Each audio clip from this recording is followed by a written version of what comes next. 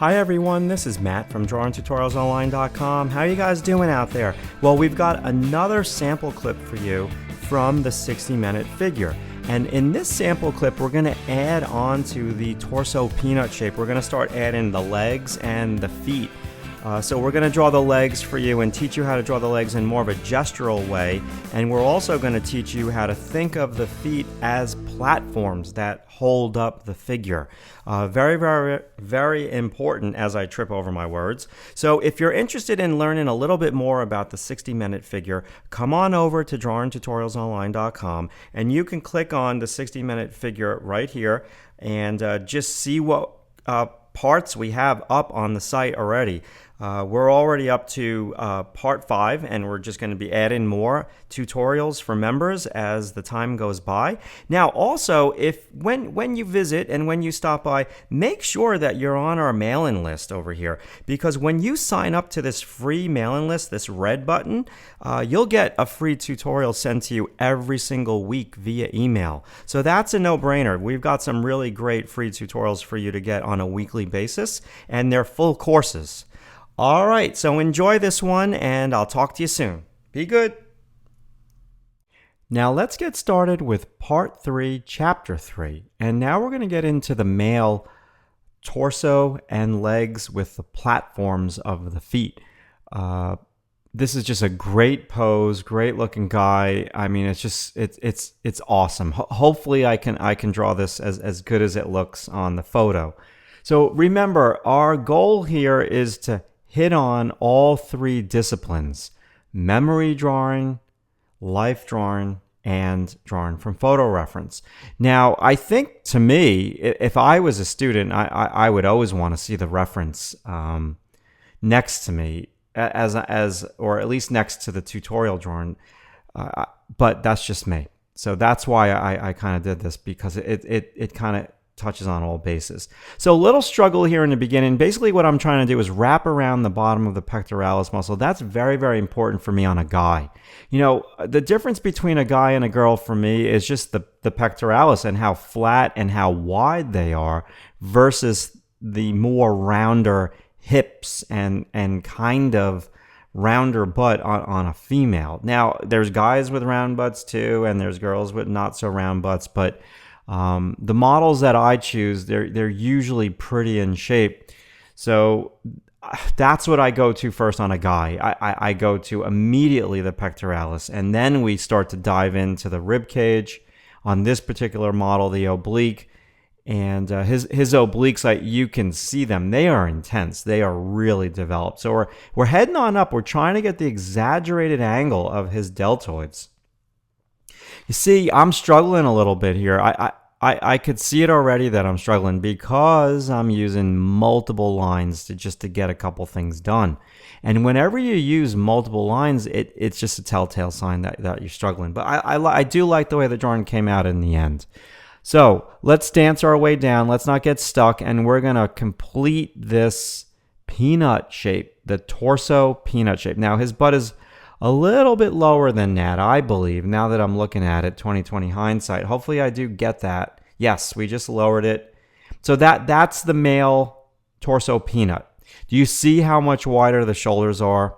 Do you see, when you look at the photo of this guy, how square his hips are? So that really is the big thing right there. The other thing, I hope I mentioned this in an earlier tutorial, but the male iliac crest is a little bit higher than the female. The female's is a little bit lower. So opposite C to the target of the foot, or in this particular case, the toes. Opposite C for the quads, the top of the leg. Measure which kneecap is higher. The right kneecap is lower. Target to the foot. Now, I just did that really fast, but that's how you got to do it sometimes. So opposite C, kneecap. Look at the distance between both kneecaps. Which one's higher? Wrap around. Opposite C, gastrocnemius, top of the foot. Look at the negative space between the right heel and the left toes. That will help with the placement. Now, it truly depends on your style as to what you want to do. Do you want to make longer legs? Do you want to make a longer torso? Do you want to make wider shoulders? Yeah, I'm trying to get more of a representation of the model. So now we're going into tibial tuberosity, fibula bone, the top of it, down to the bottom of it, which would be called the ankle. Another way of saying that. Which foot is higher than the other? They're both kind of level. Now, you can see that, look at the bottom of the photograph, the edge of the modeling stand, how it's tilted. So the camera is not 100% level, and so it's something's going to be awry at the bottom. It's all good. It's all good. I'm getting into intricacies into my head, and I shouldn't even concern you with that.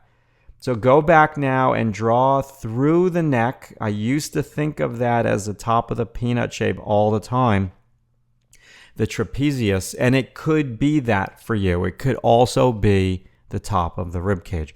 His obliques are nuts. You see what I'm doing there? That's the bottom of the peanut. Latissimus dorsi, little bit of a suggestion of the costal margin of the rib cage.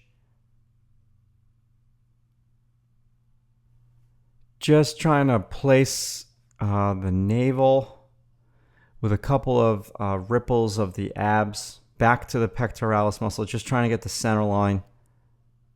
Couple things are off, but it's all good. Clavicle has more of an S curve on a male, some roundness and cylindricalness to the trapezius, and now we're just getting into the deltoid, which is, you can see it so well on this particular model. It's craziness.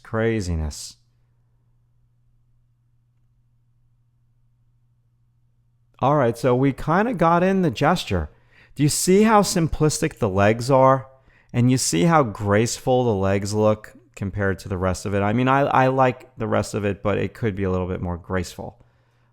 Just trying to pay attention to the contour once again and tweak. So this is how I would start a 60-minute figure drawing. Next, I would just kind of give some targets for the head. Next, I would kind of do some opposite C's for the arms. Just looking at angles down over there near the foot, a couple of form lines near the arch of the foot. Don't forget about his toes, not just the big toe. Angles where that kneecap is. And some angles for the lower leg. So let's just place the ankles, the tibia fibula. Make sure that that foot is round and not flat. So get in that, just the front plane of the big toe by representing the front plane with the nail of the big toe. So serratus anterior,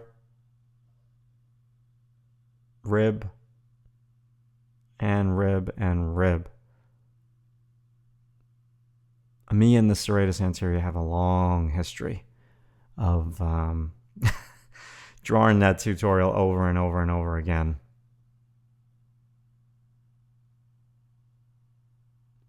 Okay, so just hinting at some ribs. You can actually see striations of the pectoralis and a little bit of the ribs as well. Some form line for the pectoralis, separating the chest from the deltoid. So now we just want to get that top plane. Hopefully I erase out some of those lines. Do I? No, I leave them. I'm exaggerating everything just a touch.